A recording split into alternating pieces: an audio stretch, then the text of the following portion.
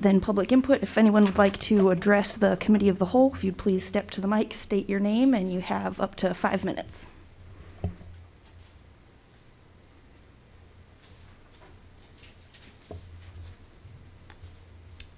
Hi, I'm Derek Briles. I'm a resident of Urbana Ward 4, and I'm here to provide comment on the approval of the collective bargaining agreement. First off, I have two major issues with this. One, I don't understand the rush nature of this. I don't understand why it's being rushed through so quickly, no notice at all to the general public, and from what I'm told, very little notice to council as well, particularly for a contract that doesn't expire until June of next year. I don't know what the sense of urgency is here, and I don't know why it seems to be occurring under some sort of state of secrecy. The police are public employees, are they not? Why would the public not be informed about such a crucial agreement? And then second, very strongly oppose and very concerned about the lack of amendments to that contract from the previous 3 years contract, particularly the lack of empowerment of the Civilian Review Board, giving no real authority to the board, continuing to allow officers to choose whether or not they even appear before the board, giving them no real power to review the conduct or actions of the police. I find that terribly unacceptable. No provisions whatsoever for any sort of punishment or corrective action for use of excessive force or for coercing a witness or for fabricating evidence. That is entirely unacceptable. I don't know why this is such a high priority to get rushed through. If every other union that had this sort of thing, they would be pro-labor agreements for every union employee everywhere. It's absurd to me that public employees would have no public oversight. They would get an agreement rushed through way ahead of schedule. You can talk to any other union employee in this city, they're not getting agreements gone through this quickly with this level of secrecy, and just with the history of the police both locally and nationally and local focus on this. I think it's really unacceptable for council to consider approving something that doesn't address the issues of police violence that we've seen rampant in this community as well as the nation. I do know that at least 2 current council members ran on defunding the police.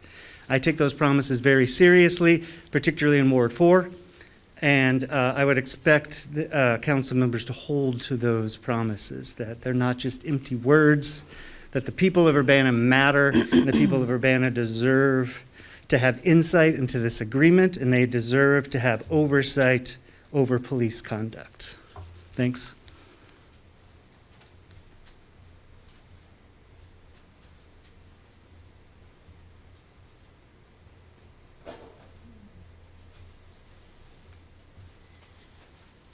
My name is Karen Medina, and although I live in Champaign, I do an awful lot of everything in Urbana because Urbana is awesome. I would like to follow on his footsteps and say that you should have received a letter from the ACLU stating that they believe that the process was also too fast in the approval process for the city council has to approve it too quickly. And I really like the letter because it also states what the police were stating when publicly stating that their goals were in working with the community in decreasing racism and making that more transparent. I think those are the goals that are missing in the contract, and I would like to mention that maybe we should go back to the negotiating table. The other point that I would like to make is that I believe that the negotiators that were negotiating on behalf of the city of Urbana was a very small team. The process for choosing who those members were was not transparent to the city council or the citizens of Urbana, and that it is insufficiently it's not large enough. Those are my comments. Thank you.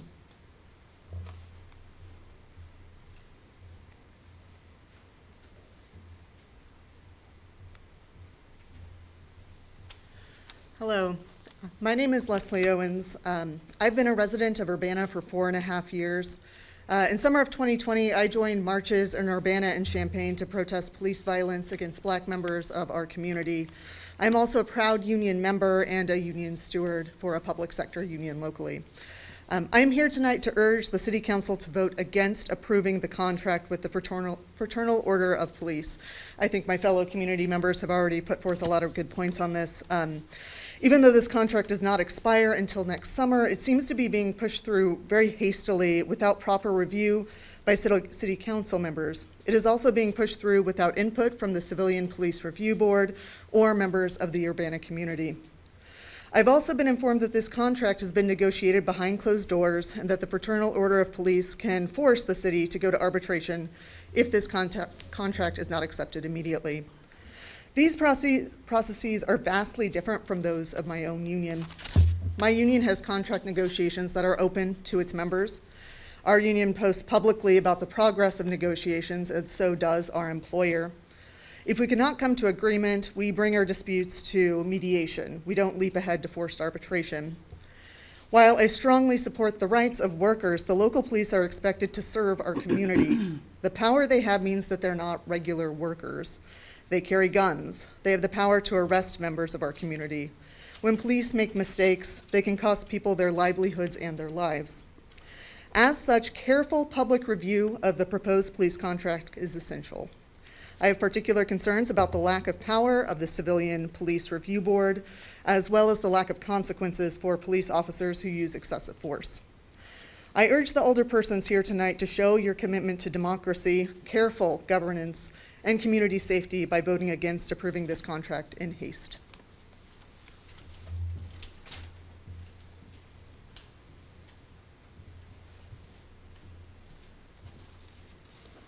Hi, I'm Tracy Chung from Urbana. Last year in September, the public brought up many concerns regarding the 2020 to 2023 Fraternal Order of Police contract that had failed to include changes to the use of force or de-escalation, and also a violation of the Urbana Human Rights Ordinance. Some of you council members tried to make excuses, such as not having enough notice or not being involved in the discussions. And some of you even touted the changes as wins.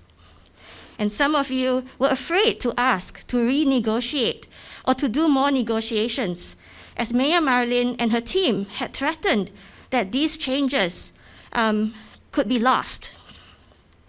But the public told you the truth. We told you the truth that the changes that were made, most of them were actually the minimum number of changes required to belatedly comply with Illinois state law. Last year, only Councilmember Evans and Bishop voted no. Councilmember Wilkins voted present, but her vote was still counted as a yes. And this year, Interim Chief Richard Searles and HR and Finance Director Elizabeth Hannon represented the Urbana bargaining team. The FOP union was represented by 5 police surgeons and police investigators. Does this seem like a balanced bargaining team to you? Council members, do you have a say in who represents Urbana in the bargaining process? The changes to this year's FOP contract for 2023 to 2026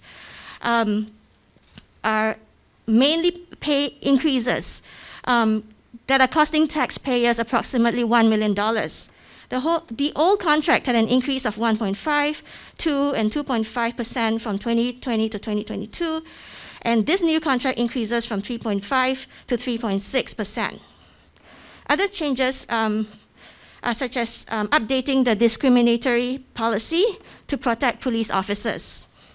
But I find this really ironic, as the discriminatory policy against residents who would like to serve voluntarily on the CPRB, the Civilian Police Review Board, is still there, the same as last year. As all of you were alerted to last year, this restricting a convicted felon of serving on the Civilian Police Review Board is prohibited by Chapter 12 of the Urbana City Code, also known as the Urbana Human Rights Ordinance. Last year, bargaining attorney Ben Gert tried to tell you that this was legal because of the Illinois labor law and employment laws, specifically Section 15 of the Illinois Public Labor Relations, and he also brought up the bona fide occupational qualifications, BFOQ clause, in the Urbana City Code. However, the public, we alerted you that these are labor and employment laws, and they don't apply to volunteers of a review board. And when I pressed on for further explanation on this matter, no one could provide further explanation on how this type of discrimination was legal and how they can get away with this even though it's a violation of the Human Rights Ordinance. Councilmember Evans, last year you voted no and proceeded to give a vocal statement regarding why you voted no. You also said that it escaped your attention that felons were discriminated against to ever be appointed to the Civilian Police Review Board. You also provided a list of 4 sections to be amended. This included adding in clauses such as permanent documentation of warnings, deficiencies, and reprimands. You also asked for updating the residency requirements, requiring police officers subject to a CPRB proceeding to appear before the CPRB upon request, for more transparency of CPRB proceedings and relevant officer records, ability for the CPRB to conduct independent third-party investigations, and also a whole list of changes to Article 8, the grievance procedure that are related to excessive use of force and accountability. Oh, that's a long list. As far as I can tell, none of these items have been included. And you also cannot plead ignorance to the discriminatory CPRB requirement. So, as a representative of my ward, what are you going to do about it? It also seems that none of the concerns that the public brought up since the last FOP contract in 2021 have been addressed. If I'm not mistaken, this is the last FOP contract that you will be voting on since it expires in 2025. Are you just going to accept things how they are? And all of you, are you going to go back on your promises and changes that you promised to make, promise to the public, promise to the residents of Urbana when campaigning for City Council? Thank you. Time's up.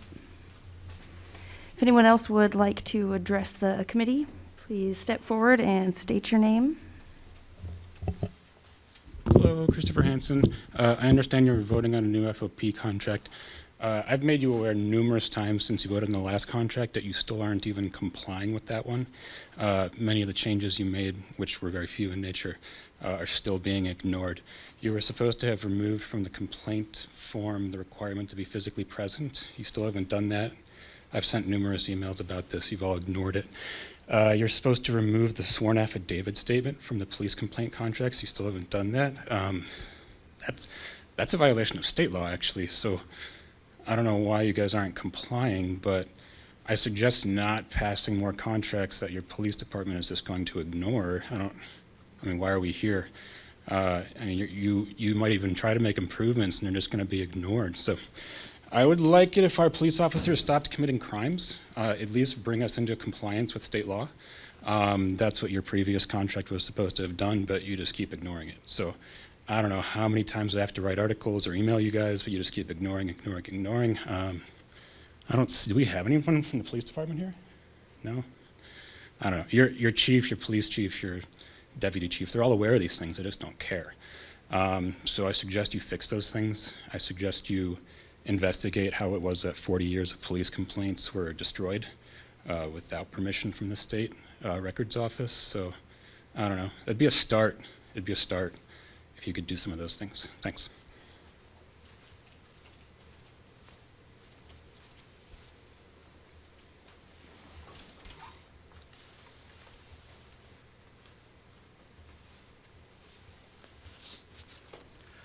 I'm Stuart Levy. I live in Champaign, but I do work in Urbana. I just came here from campus. So it seems as though, I too would like to speak to the issue of apparently railroaded through the contract with the Fraternal Order of Police. And it seems as though the city council has a long-standing problem that the contracts are negotiated by people who are not even elected by the people of Urbana. So how can, let's see, the police pay a very important public-facing function, and accountability of the police to the people of Urbana is an essential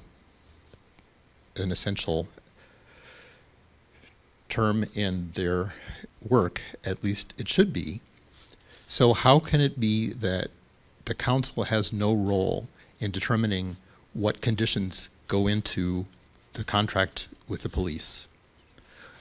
This seems like this should be a problem that you, the council, should hold as a mirror in front of your face. What can you do to control what goes into the police contracts before it is presented to you as something that cannot be amended? Thank you.